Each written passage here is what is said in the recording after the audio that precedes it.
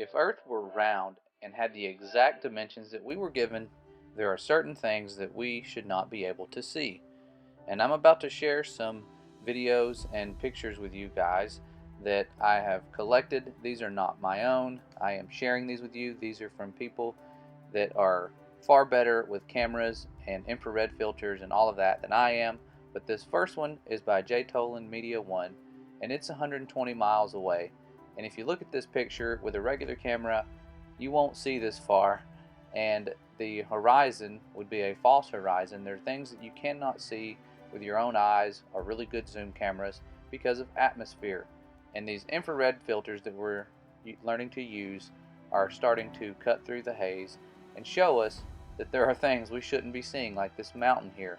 This mountain, which is 120 miles away, should be hidden behind 7,351 feet of curve. That's quite a lot of curve that's missing here.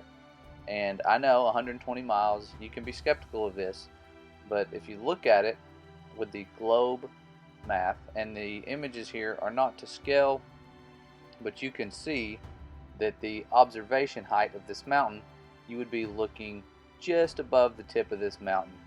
And so doesn't seem quite groundbreaking yet, but trust me, these distances are going to get further, and we're using globe math here. And again, on the flat earth model, here's what you would see, and this is what we actually see in reality.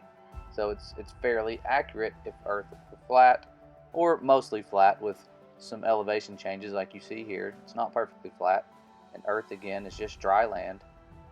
But there's the mountain. You can barely see it. It's like a ghost right there, but it's there, and we should not be able to see it. And that was just 120 miles. Now we're going to look at a mountain that is 175 miles away. So watch here. I mean, we don't see anything here. Now this, on a normal day, people are going to look at this and they're going to come to the conclusion that this is the horizon line. It's a physical separation between where the Earth ends and it curves over, and that's as far as we can see, period. But on this specific day, the sun gets behind and creates a silhouette. So you'll see that coming up here shortly. And the fact of the matter is that these mountains are not floating and levitating in the air. They're just not. They're not a mirage. Doesn't have any of the characteristics of mirage. There's no towering, there's no floating, there's no distortion, there's nothing. That is the mountains of Canigao. Now, when you hear people say, oh, it's just this mountain here, this peak is 9,000 feet, but the rest of the mountain chain is there. So granted, can you see down to 1,000 feet or down to the shore? No, because you're looking over a vast amount of water. And again, reading these things that I read today are just more backup of that, of exactly what's going on here. But here, if you look at, this is not a mirage. You'll see this is not rising, this is not shimmering. This is the mountains of Canigao.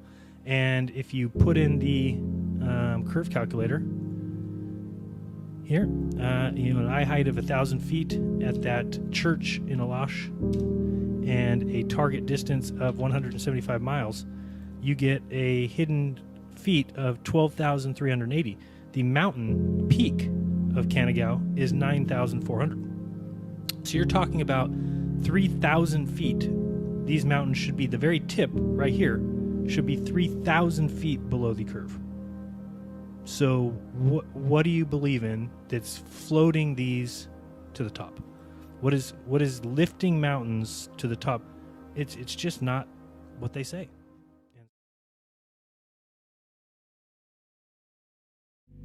What you're looking at is Mount Cadillac, 220 miles away from Mount Wachusett. The video was taken in infrared.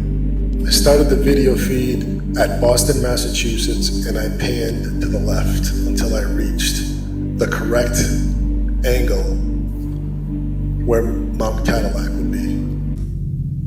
And when you see the picture of the mountain that I took, it matches up perfectly with the picture of Cadillac Mountain at the exact angle it's supposed to be at. We are not supposed to see this under any circumstances. You still believe in NASA now? Why has this been kept from you?